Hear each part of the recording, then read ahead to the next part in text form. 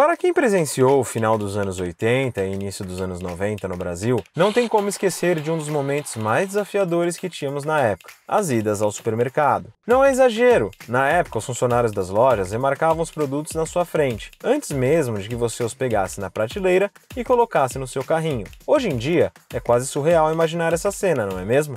Desde o início do Plano Real, a gente já não tem mais por aqui a hiperinflação, que castigou o bolso do brasileiro durante décadas. Mas o fato é que o fantasma da inflação nunca nos deixou totalmente, e de tempos para cá, ele tem se mostrado cada vez um pouco maior e mais persistente. E não é só no Brasil, pois em graus diferentes, a maioria dos países tem enfrentado uma alta sistemática de preços nos últimos anos. Mas afinal, por que os preços sobem? Tem algo que se possa fazer para conter essa alta? Como proteger o dinheiro para que não perca o valor com a inflação?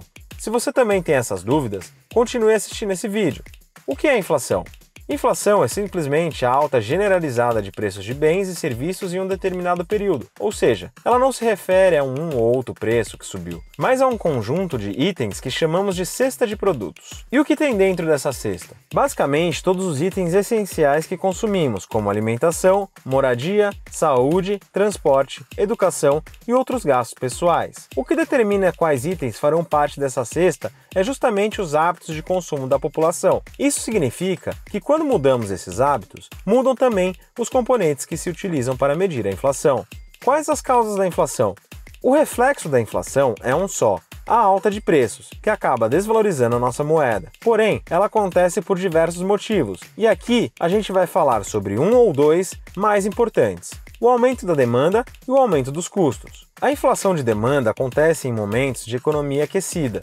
Imagina uma situação de pleno emprego, quando as pessoas estão com dinheiro no bolso e dispostas a gastar. Em um primeiro instante, isso é bom, pois movimenta a economia. Mas, se o consumo se torna excessivo a ponto das empresas não conseguirem produzir para atender a todas as pessoas, isso provoca um aumento descontrolado nos preços. Quando ocorre inflação de demanda, o governo pode atuar basicamente de duas formas para controlá-la. Uma delas é estimular a produção para aumentar a oferta, mas esse processo não é rápido. Por muitas vezes, para aumentar a produção, as empresas precisam fazer investimentos. A outra maneira de controlar esse tipo de inflação é aumentando a taxa de juros. Veremos no próximo tópico como isso funciona. Já a inflação de custos, ou de oferta, acontece quando fica mais caro produzir um bem ou um serviço, mesmo que a demanda permaneça a mesma. Imagine que uma guerra tenha atingido países que são grandes produtores de petróleo. Isso certamente prejudicará o comércio mundial do petróleo, como já aconteceu algumas vezes na história. Agora pense no que o petróleo significa para o mundo. Ele é utilizado como matéria-prima para diversos tipos de indústrias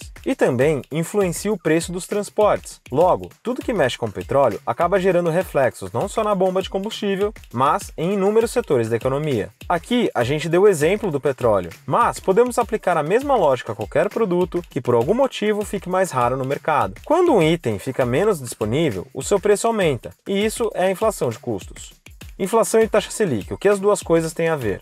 Voltando aos momentos de maiores gastos, quando isso acontece, uma das formas que o governo tem para conter o consumo é aumentar a taxa de juros. Com a Selic mais cara, o dinheiro fica mais caro, e isso arrefece a disposição das pessoas para gastar. Com o consumo voltado a patamares menores, a tendência é de que os preços também diminuem. Ou seja, a Selic mais alta serve para controlar a inflação. Agora, imagine a situação contrária, ou seja, quando há uma crise financeira que gera desemprego e insegurança da população em relação ao seu dinheiro. Nesses momentos, a tendência é de que as pessoas segurem os gastos, por receio de dificuldades no futuro. Mas, quando a retração do consumo é muito grande, isso agrava ainda mais qualquer crise econômica. Então, para incentivar e movimentar a atividade econômica, o governo reduz a taxa básica de juros. Isso auxilia a manutenção da produção e dos empregos por parte das empresas. Ao mesmo tempo, uma taxa mais baixa torna o dinheiro mais barato, e isso serve de estímulo para que as pessoas gastem mais. E como proteger o dinheiro da inflação?